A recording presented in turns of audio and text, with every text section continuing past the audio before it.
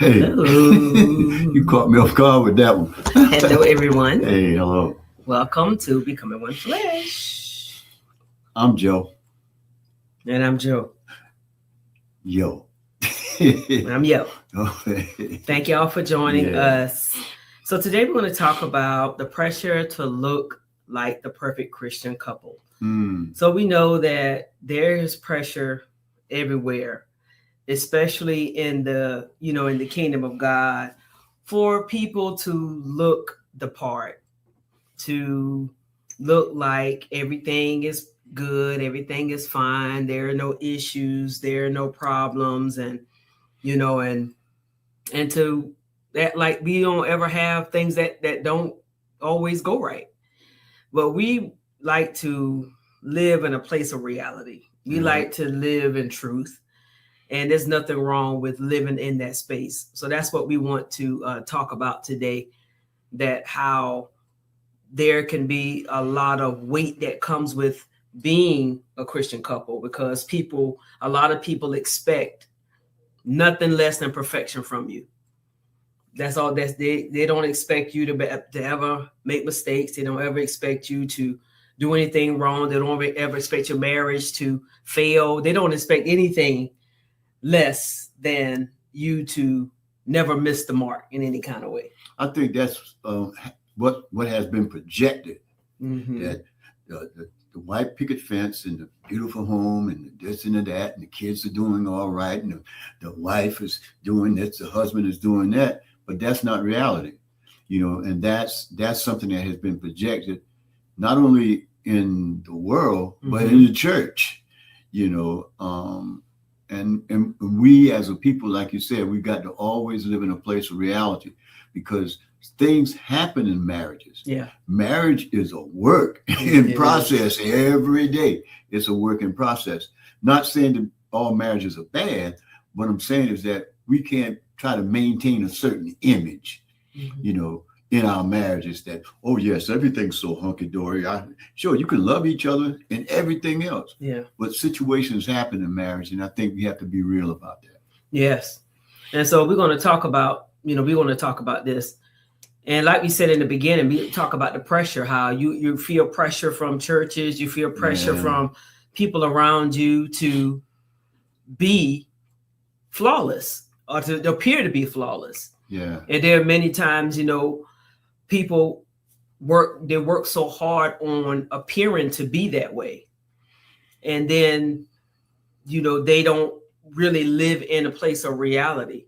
But we can't afford, as people of God, to live in a fantasy world. We really can't. You can't afford to act like, we don't have things going on. We don't have flaws. We don't have things that happen in our lives. We just can't afford to allow the pressure from people to cause us to feel that we can't be honest and to be transparent, to be open.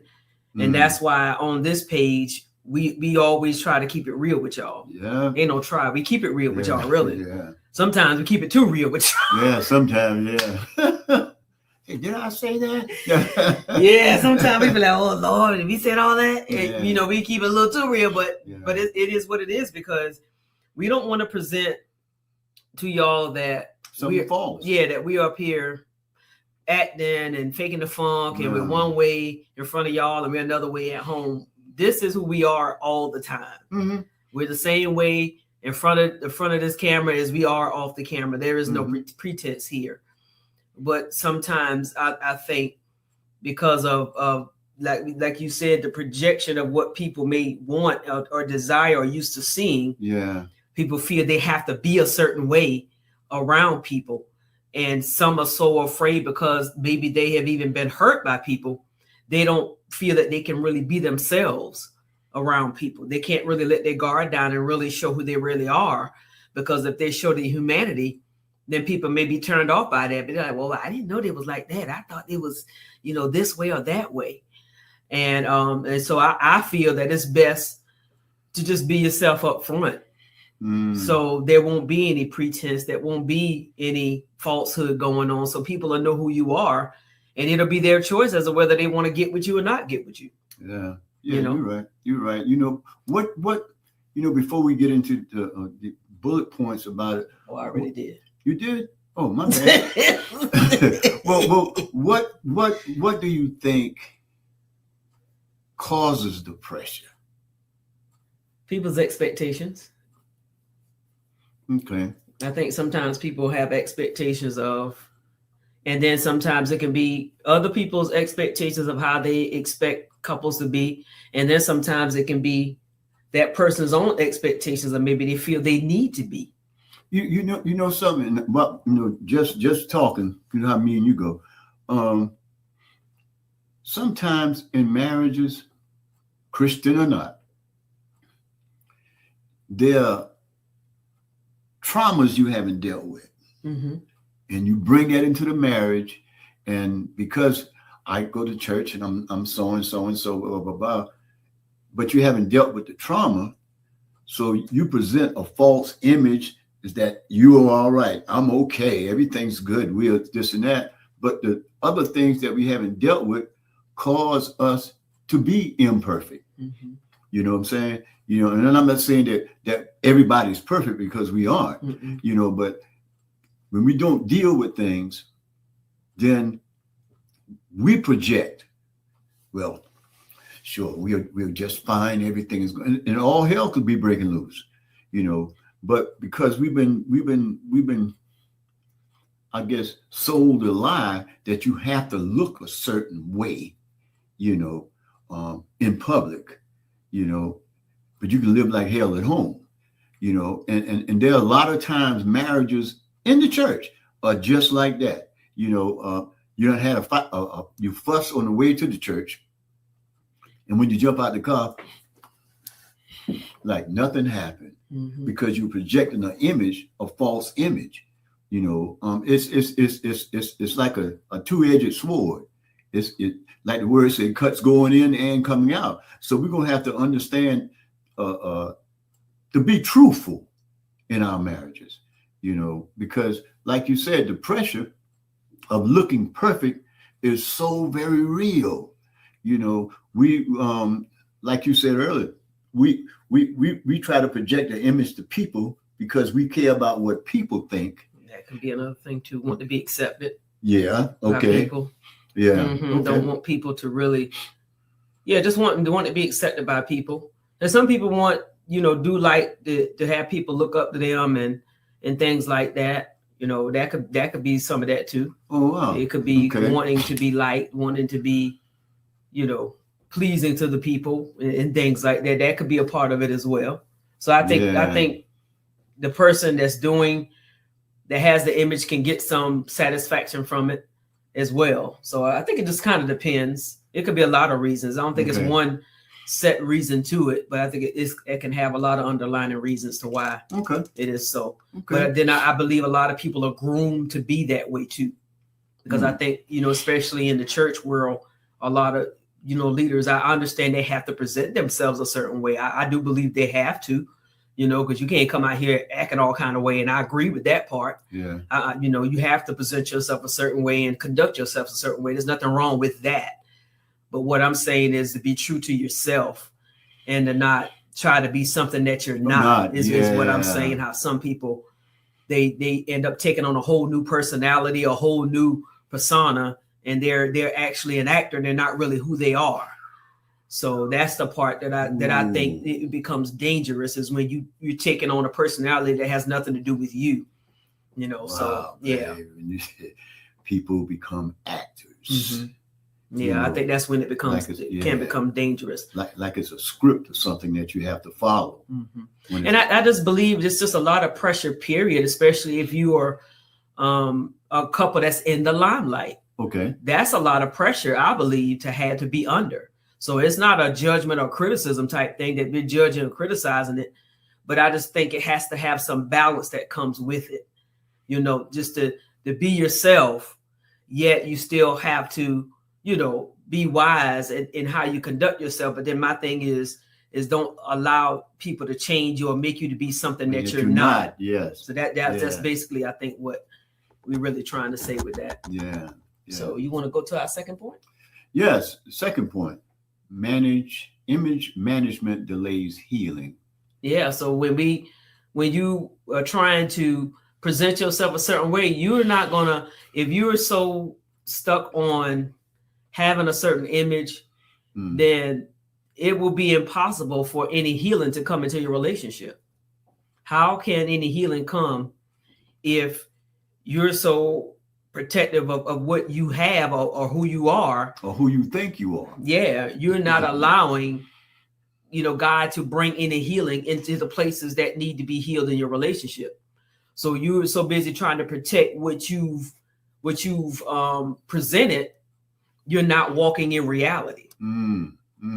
Because there are many people that are willing to, they're willing to do everything they can to protect the image of the marriage while the marriage itself is falling apart. Yeah. Because we've seen that with there are a lot of marriages, honestly, y'all, that are so extremely unhealthy.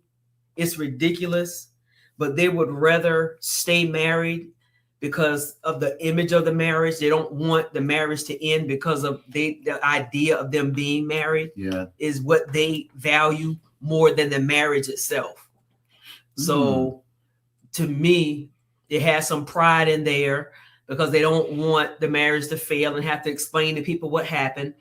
So they would rather just live in a horrible marriage. They would rather live in a place to where they're faking the funk, I guess, or going along to get along, just to maintain the image of being married.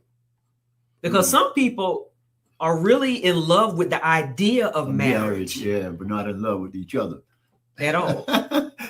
Yeah. Seriously, they're just in love with the idea of marriage. And marriage can become an idol in people's lives. And that's why a lot of people want to get married, is because they have this idea of it in their head. And I talked about this on Wifey Wednesday yesterday.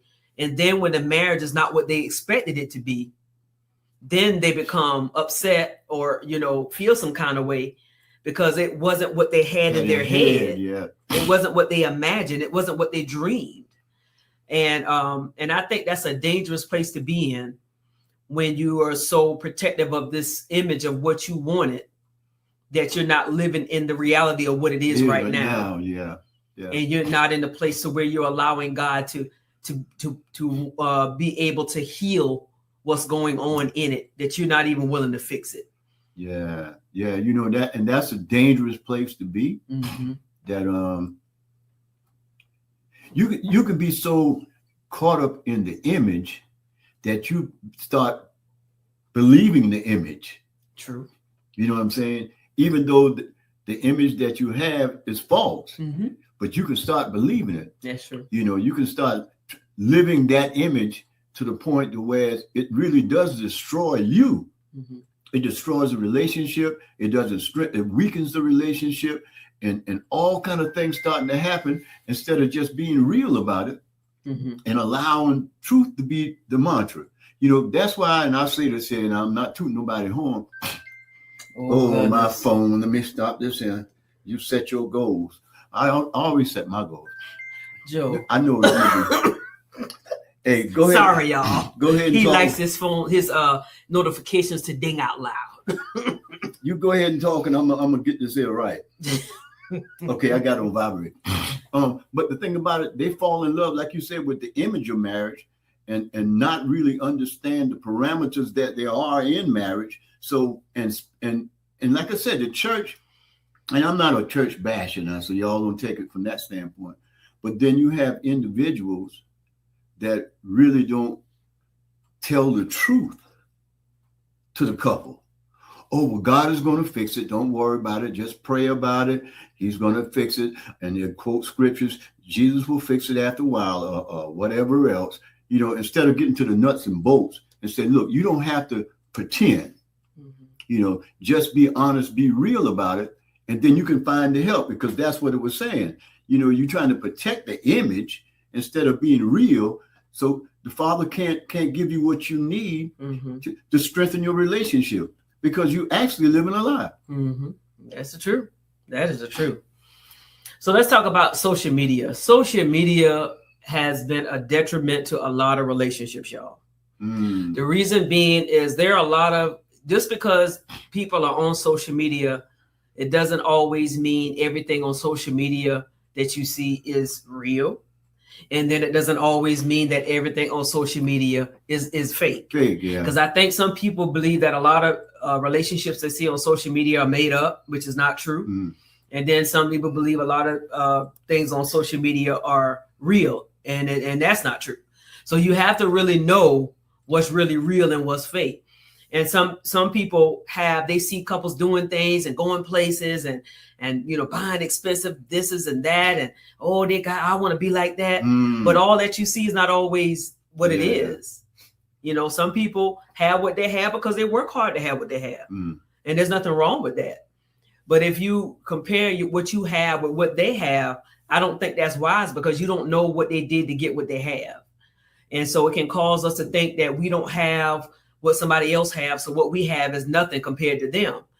But I don't think that's smart to do, because there's so many different reasons why people have the relationship they have. And some people can fake for cameras. They really can. They can act. They know how to act. They know how to get the views. They know how to get the likes. They know how to get the huge followings and things like that. But yet when those cameras turn off, they're not even together. They probably don't live together, don't like each other, can't stand each other. So I would say just be wise about what you see on social media. And you will have to discern about what's true and what's not true. All social media couples aren't actors. And yet all those who appear to be real aren't real. But you just really have to discern that for yourself. And another thing about that, you can get so caught up in the social media aspect of marriage that you try to emulate that thing. Mm-hmm. You try to live large when you ain't got nothing. And now you find yourself struggling to keep the image up again. You don't have the fine car. You don't have this and that. But you will go in debt to get that, or you will go in debt to get this here, so you can look a certain way, instead of just being honest. Look, I live in an apartment. We don't have a car. We catch the bus. But instead of doing that, and I'm not saying that's us, but I'm saying instead of doing that, they'll go down there. They'll borrow money from the bank. They'll go borrow this here and that to try to maintain an image that we are doing this here and that. So, and the people are fooled along with them being fooled, because they're living in a foolish place. So, with that social media thing, like you said, you can't let that be your gauge in your marriage. You can't, like you said, there's some folks that are living the truth in that, some are living the lie. Don't let that be the gauge for your marriage. And live as you can live, and be honest when you live and how you live, the way as it doesn't cause destruction to your marriage. Yeah. And our next point is that healthy couples, just because couples are, have a healthy relationship, that doesn't make them flawless. And I think when we see people that have a great marriage, we just assume that they don't ever have disagreements, they don't ever have issues, they don't ever have problems, and they do. Because a marriage is you're bringing together two people who are not perfect. They're coming together as one. Of course, you're going to have disagreements. Of course, you're going to have things that happen. You're not going to have a perfect road. You're not going to have a flawless marriage. You're going to have things that happen. But they learn over time how to get along. They learn how to walk in agreement. They learn how to communicate as time goes on. So, I believe that in a lot of times as believers, we believe that because we're Christians and we're married, we're not supposed to have any issues, or we believe every issue we have is because the devil is bringing the issues. Y'all, we are people who live in a fallen world, and we live in a flesh. We live in flesh. We have a soul. We have a spirit, and we live in a body. So we have things that we are still growing. We wrestle with. We have things that we're still growing and maturing in areas of our lives. So of course we're not going to always do everything right and be without flaw. So we can't expect everything to always turn out perfectly. And to believe that we're not supposed to have any issues, to me, that makes no sense, because the scripture tells us, that the weapons of our warfare are not carnal. So we know that we're going to go through things. We're going to go through warfare. We're going to deal with spiritual warfare. We're going to deal with things in our flesh. And that's just a part of life. Whether you're married or not, you're going to deal with warfare. So I don't believe that we need to live in this world that think that, especially those who are single, you thinking if you get a married, if I marry a Christian man, a Christian woman, we're not going to have any problems. The devil is a liar. Are you kidding me? Really? That's what you think? Come on. Come on. If anything, come on. Really? The only way you ain't gonna have no problems is if you lead this world. What I like about this point here is what was said. One of the biggest myths in Christian marriage. That's what I just said. That's what I'm saying, is that healthy marriages don't struggle. That's the myth. Oh, you must be doing something wrong. The devil is you've opened the door for the devil. You must be possessed. You got a demonic thing behind. Come on with that. Like you said, come on. This life is full of situations and pitfalls. Sure, sometimes we don't make the right decisions. We don't make the best decisions, but that don't mean the devil did it.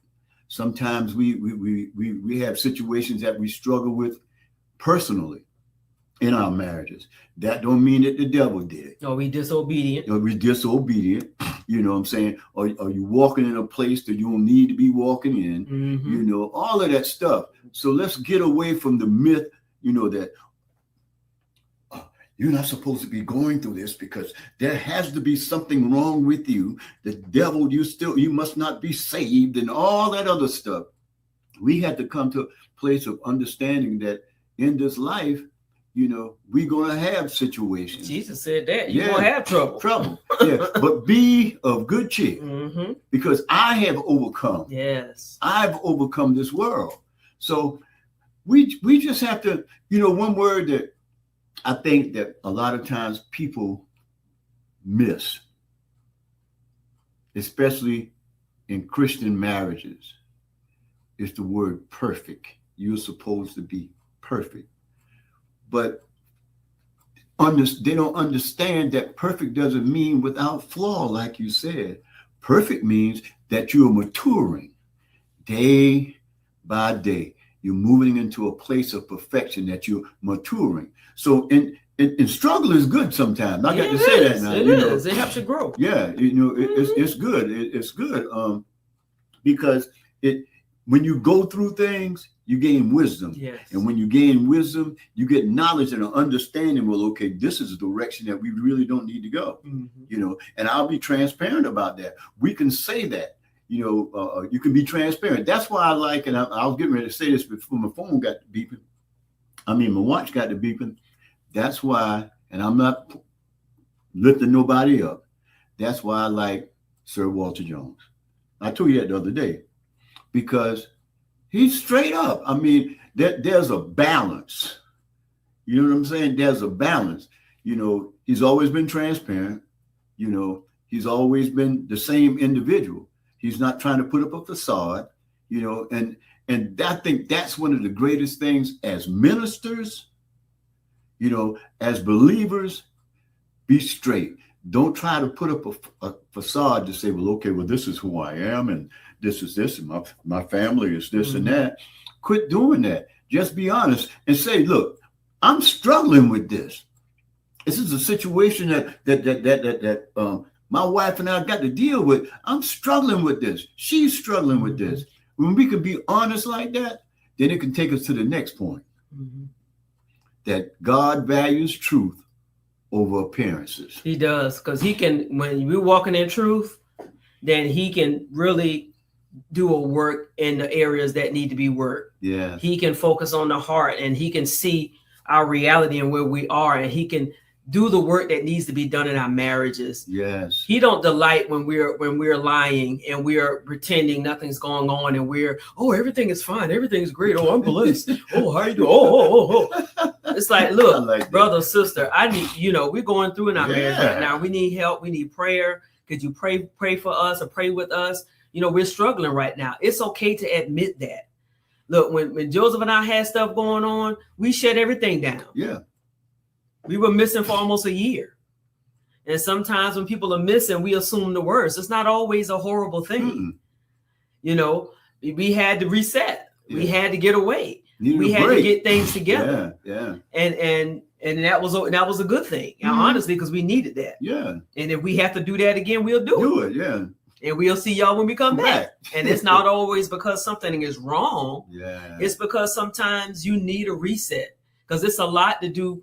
When you're constantly doing ministry all the time, it's a lot. And sometimes you need to rest. And it's okay to do that. And that's another thing with Christian couples need to know how to rest. Yes. Need to know how to take breaks. People, sometimes they when they don't see you, they start panicking. Well, you all right? You okay? But it's like, hey, you got over 2,000 videos you can look at. Because half of them y'all didn't look at anyway. First time. Yeah, right. Yeah. Like we don't did all the videos, y'all ain't looked at them, and now you're looking for a video. Yeah. So it's like, you have to know how to balance everything out. You're right, baby. And a lot of couples, I believe, where there's a lot of strain in their relationships because they don't know how to take breaks. They feel that if they disappear, the world is going to stop.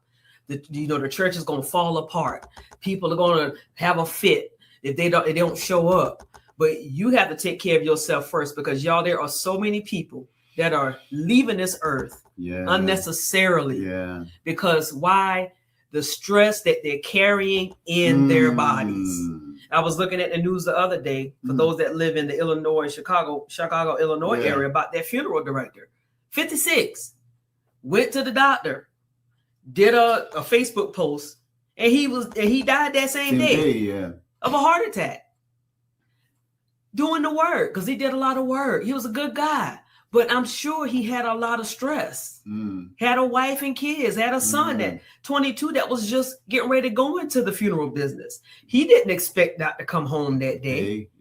But I'm sure all the stress of the job and being a funeral director, I know that's a hard job, but there's a lot of people that's in ministry and they're constantly going and doing and going and going and going, and don't know how to take breaks, don't know how to say no, don't know how to rest.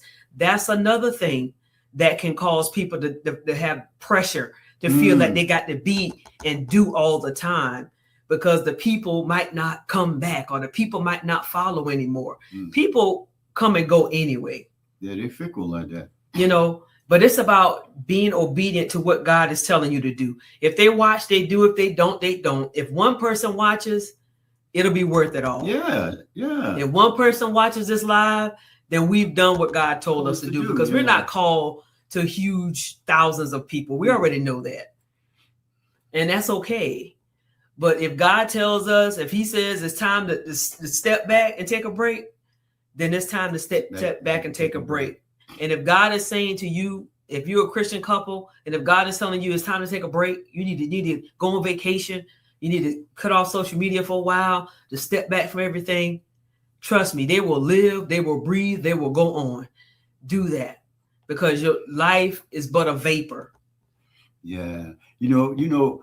And this is a sad thing. Sometimes people use scripture to justify what they're telling you. Work while it's day, because the night is coming and no man can work. Let me tell you something. We are the sons of the day. So there was a time Jesus took a rest. He knew how to rest. He stepped back from stuff. He would disappear in a minute. Disappear. They be looking for him. And in your rest, you can hear from the Father. Yeah. But if you constantly doing, and not being honest about where you are, it's a real sad thing. And I got to say something about me and to my wife right now, and not to my wife, but about my wife and I. The other day, I've been having little pains in my chest. Mm-hmm. Because I be going, I'm at the gym, going, doing this and that. And I came home and I said, baby, I don't feel that good. I said, I've been having these pains in my chest. And she said, well, how long this been going on? I said, well, a couple of weeks, but I didn't want to tell you. She said, Joe, you're going to have to do something about that. You're going to have to do such and such and such. She wasn't fussing at me. She was just being real. Look, man, you have to make a decision about what you're going to do and what you're not going to do. Mm-hmm. And I made a determination.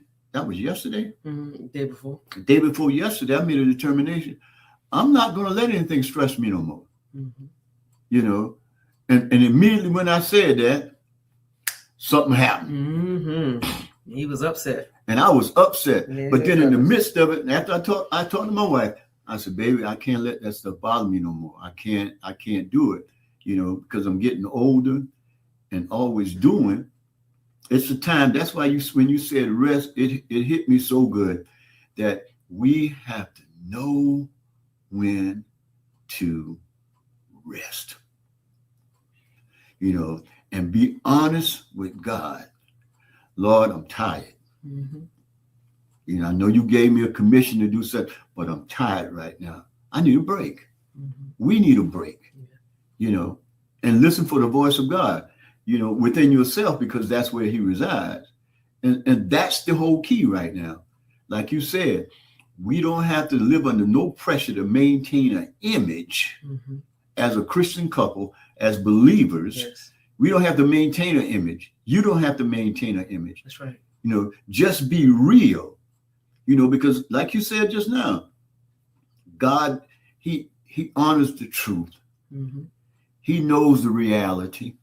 He knows all things. He does. So we can't fool him. We can't trick him. You might can fool people, but you can't fool God. That's right. And you can't fool yourself. You can be foolish, but you can't fool yourself. So, just know that God values the truth in our lives. That's right. Whereas we don't have to try to pressure ourselves to look a certain way as a Christian. We just have to be honest. That's right. You got something else, baby? That's all I have. So we hope that this really blessed y'all and opened your eyes and just brought some truth in your life, because this is what it's all about. It's about walking in truth and being honest. And so we just invite you all to join us on our YouTube page, on our vlogs, the Samuels, Joe and Yo. You can find us on YouTube as we share our daily life. There you go. Yes, you can join us on there. And we hope that this was a blessing to you. Mm-hmm. And Lord willing, we will see y'all on the next one. Bye. Bye.